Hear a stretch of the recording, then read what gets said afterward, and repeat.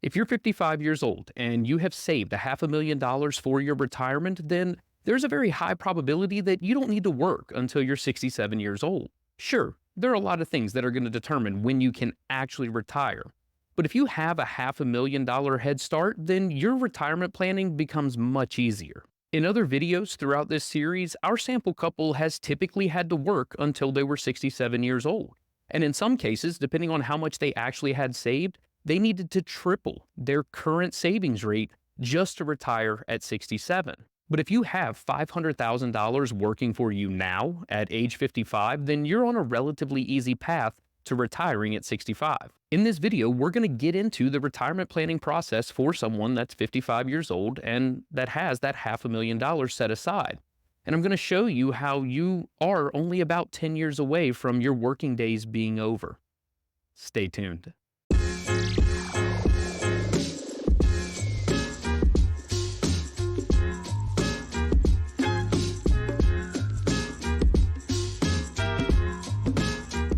Welcome back to Financial Wellness Planning. My name is Derek Coffey, and I'm the founder of FWP.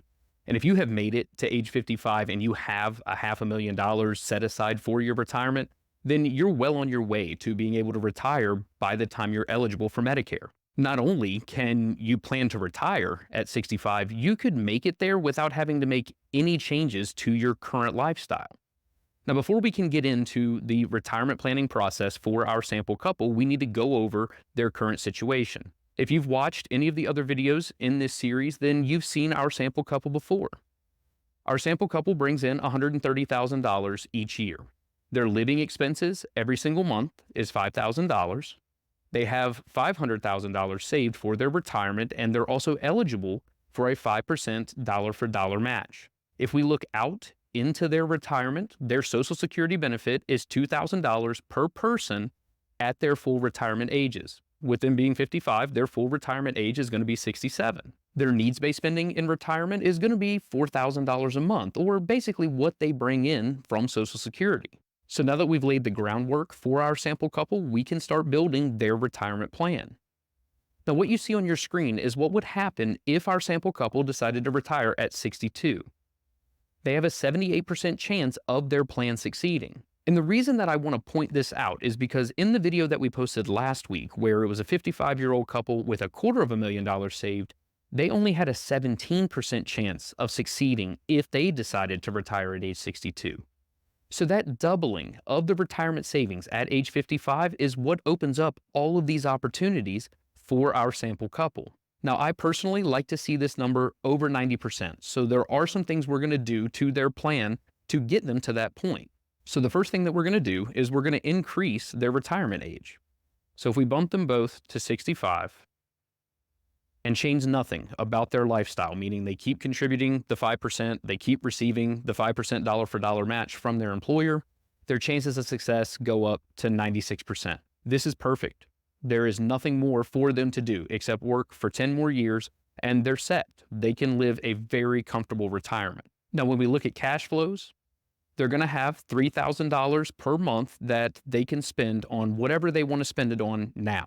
So from now until they turn 65, they're going to have at least $3,000 a month to enjoy life, which is good because the younger you are, the more disposable income you have that doesn't need to be saved for your retirement, you can actually enjoy, and you can enjoy it while you're still physically able to do so. Of that $36,000 for the year, I would like for them to save a portion of that into a retirement emergency fund. And if you haven't watched any of the other videos in this series, the purpose of that emergency fund is to cover big ticket items that you may experience soon after you retire. And these things include a new roof, a new HVAC system, a new vehicle if your vehicles are aging and may need to be replaced. But the whole point of that emergency fund is to keep you from raiding your investment accounts to cover those costs. So for them, I would personally like to see them saving roughly $425 a month or $5,100 a year.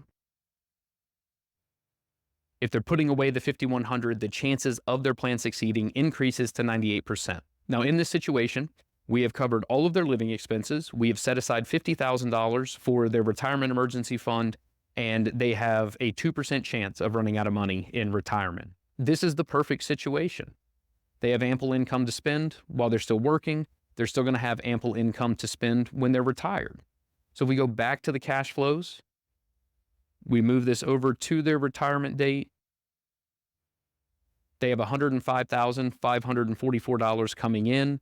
They have $81,000 in expenses. They're paying roughly 10% as an effective tax rate, and it still leaves them with over $14,000 for the year to spend on whatever they want to spend it on. So their retirement is secure, just working to 65. That's why I didn't push the retirement age to 67. And also, that's not what you came here to see. So pushing the retirement age to 65, everything is golden. But retiring at 65 is the vanilla option. So since option number 1 got us to a 98% chance of success, then it gets me wondering whether we can retire maybe one of them or both of them earlier than age 65. Remember, I want this number to be over 90%, so I'm open to any idea that is going to get it over that 90% threshold. So I reset the planning software to where we're showing them retiring at 62. At 62, they have the 78% chance of success, which isn't as close to 90 as I would prefer. So the first thing we can look at doing is increasing their savings rate to 10%. Gets us to 82% chance of success. We can go to 15%. It's an 87% chance of success, so we're getting closer to that 90% mark. We increase it to 20%. And we're at an 89% chance of their plan succeeding. No, this plan doesn't hit that 90% threshold that I want them to hit. But if they're willing to save 400% more into their employer-sponsored plans to retire at 62, then it would be tough for me to argue with them. But maybe they don't necessarily want to increase their savings rate by 400%. Maybe they want to keep their savings rate where it is and see if there are other options. Well, that's what we're going to get into. So if we reduce their savings rate back to 5%, somebody has to work longer. So if we increase spouse one's retirement age to 65, we're at a 92% chance of success. So one of them could retire at age 62, the other one could continue working until age 65, and they still have a 92% chance of not running out of money in retirement. Now, one thing that I want you to keep in mind about this plan is that we're basing their Social Security filing strategy based on the age at which they retire. So with the spouse that retires at 62, they're going to start drawing their Social Security at age 62. The spouse that's retiring at 65, they won't claim theirs until they're 65. But what we need to keep in mind is that the spouse that retires at 62, if they pull their Social Security at 62, they're going to receive a 30% reduction in their benefit payment.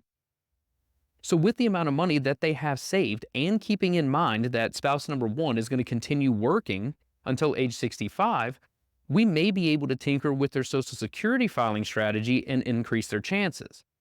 Well, it just so happens, if we change their filing ages to retirement or 65 for spouse number 1 and change spouse number 2's filing age to 65, we can increase their chances of success to 95%. Now, there is some sacrifice going that route. If we look at their cash flows, their situation's still the same at age 55 because they're both still working. They're still bringing in the $130,000 a year. But if we go to age 62, when spouse number 2 retires, they're only going to have a little over $500 a month to actually enjoy. So it's going to be quite the drop-off from what they were experiencing prior to spouse number 2's retirement. But if we go to age 65, when both of them are retired, they're going to have almost $1,000 a month that they can use on whatever they want to use it on. Now, that's less than the $1,200 that they would have each month if they both worked until they were 65, but it's only $200 a month. If their lifestyle allows them to live on $200 less than both of them working until 65, then there's nothing wrong with this plan. Clearly, our sample couple doesn't mind sacrifice. The reason I know this is because if anyone is 55 years old with $500,000 saved for their retirement, they sacrificed along the way to get there. If our sample couple's willing to make just a couple more sacrifices, then one of them could retire at 62, and then the other one could retire at 65. And then they both can enjoy their golden years together. In life, time equals money. The older you get, money begins to equal time. And what I mean by that is the more money you have, the more time you can begin buying back. For our $500,000 couple, they're able to retire at age 65 and not change anything. For the other sample couples that we've done in this series, they had to work until 67 to live a comfortable retirement. So because this sample couple built up that $500,000 nest egg, they were able to buy back 2 years of their life. Now, if one of them hates their job and it's overly stressful and they're just holding on to get to retirement, that $500,000 allows that person to retire at 62, as long as the other one's willing to work until 65.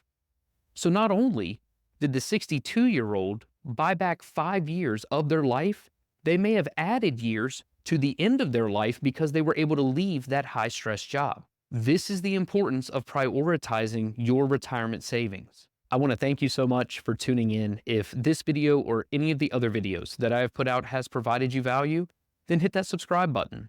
If you know someone that's 55 and they have a $500,000 saved for retirement, but they're convinced that they need to wait until age 67 to retire, then send this video to them. Maybe it'll help them understand that they could, in fact, buy back some of their time. But I want to thank you so much for tuning in.